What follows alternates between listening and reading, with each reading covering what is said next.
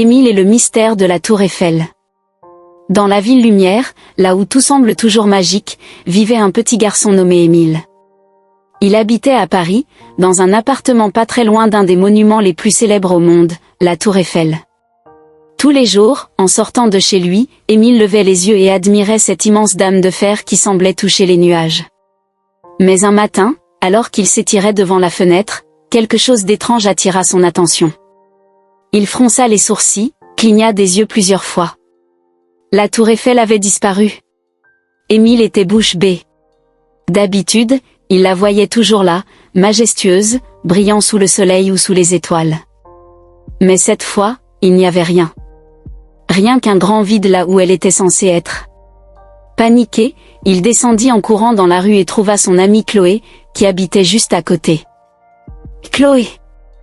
La Tour Eiffel a disparu. » Chloé, d'abord incrédule, regarda en direction de l'endroit habituel, et constata qu'il avait raison. Elle aussi ouvrit grand les yeux. Mais où est-elle passée?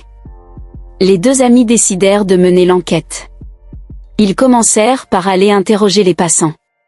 Certains disaient qu'ils n'avaient rien vu, d'autres murmuraient que la Tour Eiffel avait peut-être pris des vacances. Des vacances, répondit Émile, sceptique. Les monuments ne partent pas en vacances, si? Un vieil homme assis sur un banc les écouta avec un sourire mystérieux. Il les appela d'un geste de la main. « Je crois savoir pourquoi elle est partie, dit-il d'une voix douce. » Les enfants, curieux, s'assirent près de lui. « Savez-vous qu'à ses débuts, la Tour Eiffel n'était pas très aimée, demanda-t-il. Beaucoup de gens disaient qu'elle était moche, qu'elle n'avait pas sa place à Paris. Peut-être s'est-elle sentie oubliée et est partie pour qu'on se souvienne d'elle. » Émile et Chloé se regardèrent, pensifs. « Mais, on l'aime, nous, la Tour Eiffel. »« Elle est si belle, dit Chloé. »« Oui, ajouta Émile, et elle représente Paris, et même la France entière. » Alors, les deux amis eurent une idée, montrer à la Tour Eiffel combien elle était importante. Ils allèrent à l'école et mobilisèrent tous leurs camarades. Ensemble, ils écrivirent des poèmes, dessinèrent des affiches et même inventèrent une chanson pour dire combien ils l'aimaient. Puis, ils collèrent leurs affiches partout dans Paris et chantèrent leurs chansons dans les rues.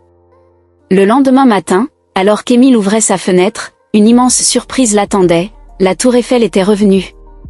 Elle brillait plus que jamais sous le soleil, comme si elle souriait. « Tu vois, Émile, murmura Chloé en arrivant, elle a compris qu'on l'aime et qu'on ne l'oubliera jamais. » Depuis ce jour, Émile et Chloé prirent l'habitude de raconter à leurs amis l'histoire de la Tour Eiffel et son importance pour Paris et pour la France entière.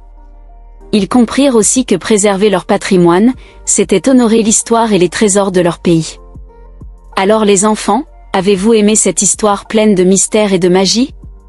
Si vous voulez découvrir d'autres aventures incroyables, n'oubliez pas de vous abonner à la chaîne et d'activer la cloche pour ne rater aucune nouvelle histoire. Et dites-moi en commentaire, quel est votre monument préféré et pourquoi?